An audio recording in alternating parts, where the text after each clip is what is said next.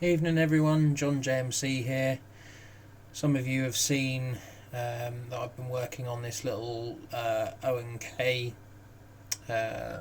little number 5 locomotive. So it's a little 040 009 diesel shunter. It's a Liliput model, and what I've done is I've completely stripped it apart. I've removed all the internals, and basically created space for a Locksound V4 micro to be installed in it. Didn't see much point in using a V5, plus I had this V4 laying around.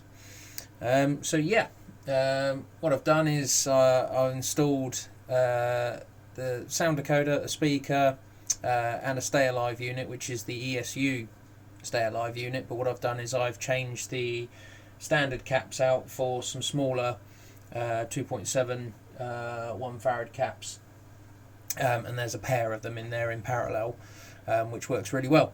Gives me roughly about 4 seconds depending on how much power I'm using. But I've also wired the lights up independently as well, so the front and rear lights are now independent. On the original model they came on together. Now I believe that is the case on the real thing. I'm sure someone will comment and let me know that they do actually come on together, but I've wired it up independently.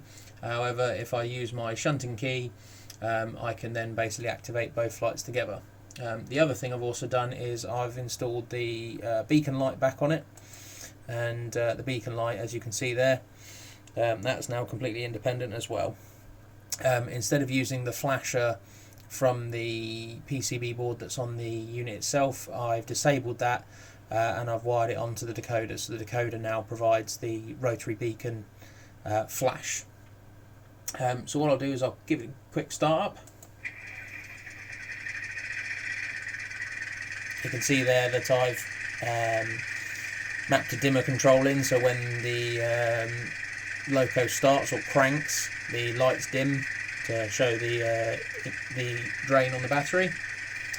I've also done this as a active brake model. So number 2 is a brake function. Number 3, that's a playable horn, so the longer I hold it, the longer the horn plays for. I have a bell.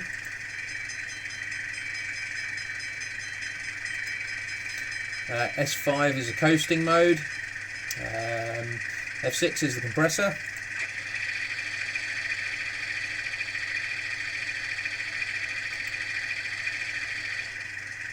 F7 is a fan.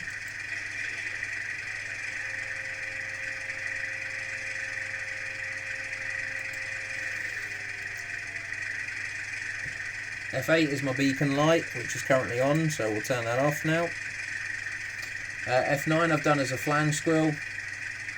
F10 is my shunt mode, so now what I've got is the lights are on the back of the unit as well as the front. You can just see them in my finger there. F11 is a coupler sound. 12 is a sander. 13 is a loco brake release. 14 is a compressed air let off. 15 is a heavy engine sound, so it basically puts the revs at maximum. Got the cab door opening and closing on 16. I've got the rail clank on 17. 18 is the train brakes, so set release for the train brakes. 19 I've done a fade out sound, and if I turn that off it comes back on. F20 I've done as a talking feature, so it gives you a radio.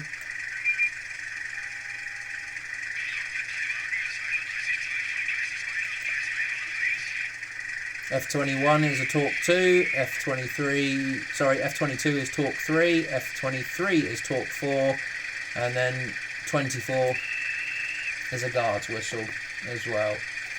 So it runs exceptionally slow.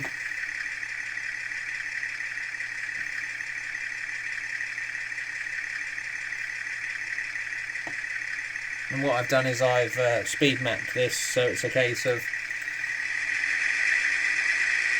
even on maximum speed it's still going quite slow.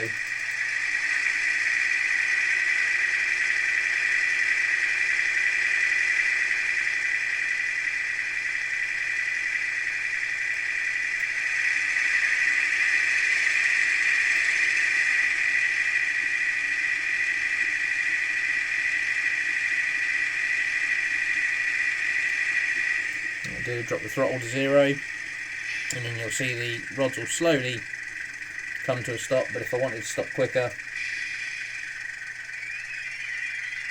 and then use F2 for a braking function.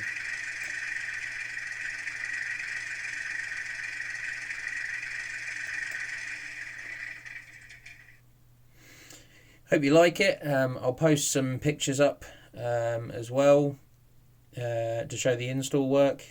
By no means this is an easy install. This was definitely one that tested everything I knew about DCC and how to get it all in as a micro size. The cab itself is quite full, so sadly you can't no longer see through the cab. Small price to pay for such a small model, trundling around the little layout, I think. But yeah, leave your comments below. Don't forget to like and subscribe, and I'll see you all soon. Take care. Bye bye.